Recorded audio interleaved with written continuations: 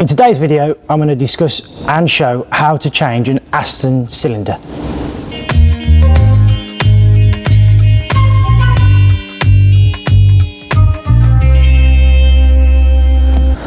There are two easy steps to work out if your cylinder is drawing the beer from the cellar, as demonstrated here. One, you need to pull the handle and put the finger over the swan neck tap. And the second one is to pull the handle with the hand over the bottom cap. And if you can feel the suction on your hand, it means the cylinder is drawing the beer. If the cylinder has passed them two steps, you need to make sure that the inlet washer is fitted as shown here, otherwise it will allow air to access the line. If the cylinder has passed them two steps and the inlet washer is there, you'll need to work back from the bar trying to find the fault with the supply line. After completing all your checks and you feel like you need to change the cylinder, please watch the following clip.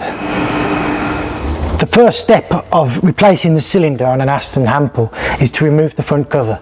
Start with the knob screws at the bottom and work your way up. Second step is to make sure the beer connection line has been emptied previously to save any wastage of beer. Just unscrew the nut at the bottom to disconnect.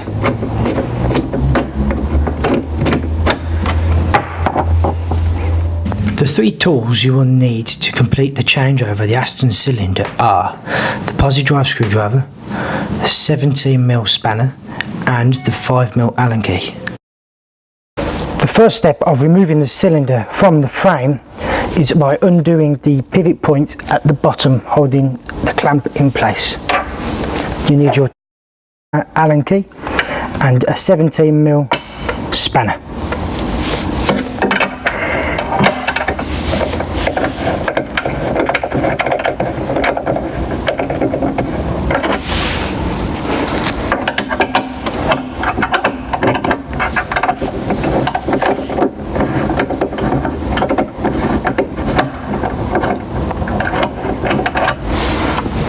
Secondly, you take off the swan neck tap.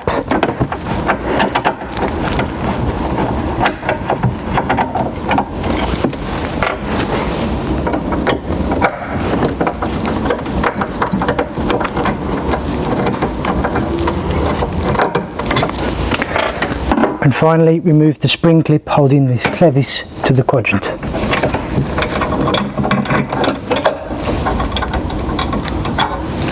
It all comes away like so. The final step is to take your posi drive screwdriver and undo the Jubilee clip.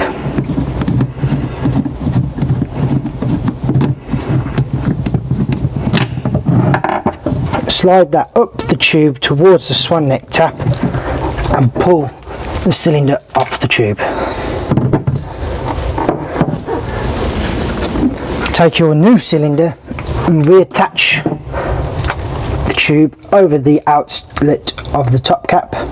Slide the Jubilee clip back over the end of the tube and screw up tightly.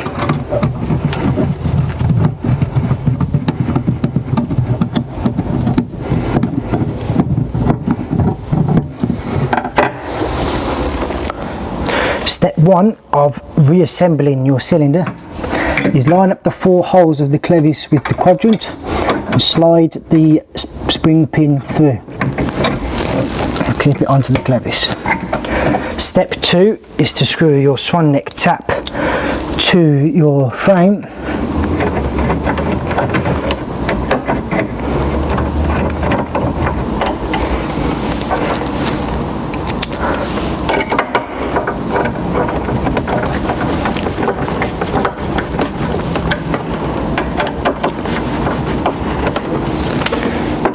And step three is to put the pivoting points back in.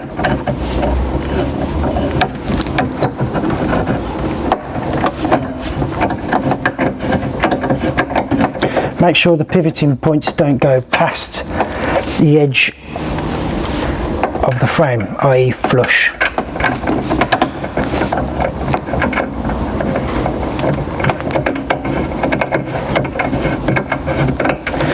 And lock it down tight.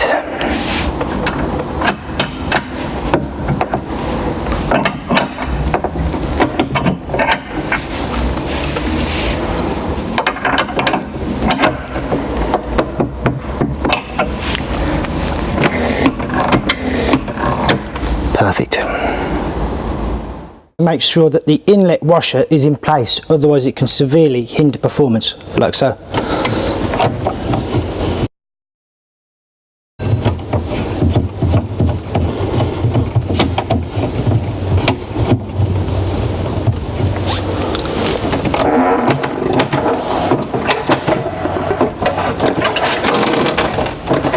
See the amount of air bubbles entering the chamber.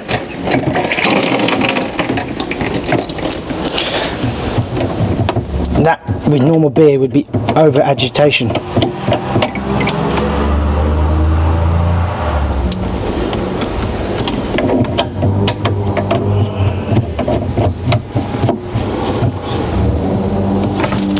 Now with the washer reinstalled,